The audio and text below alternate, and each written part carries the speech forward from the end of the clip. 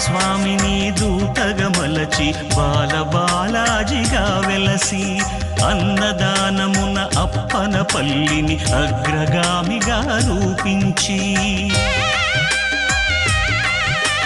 రామస్వామిని దూతగా మలచి బాలబాలాజిగా వెలసి అన్నదానమున అప్పన పల్లిని అగ్రగామిగా రూపించి వరముల తరువుగా వరములనీయగ వెలసెను బాలబాలాజీ భక్తుల మదిలో కొలువై ఉండెను స్వామి బాలబాలాజీ అదిగో అప్పన పల్లి బాలబాలాజీ వెలసిన పల్లి అదిగో అప్పన పల్లి.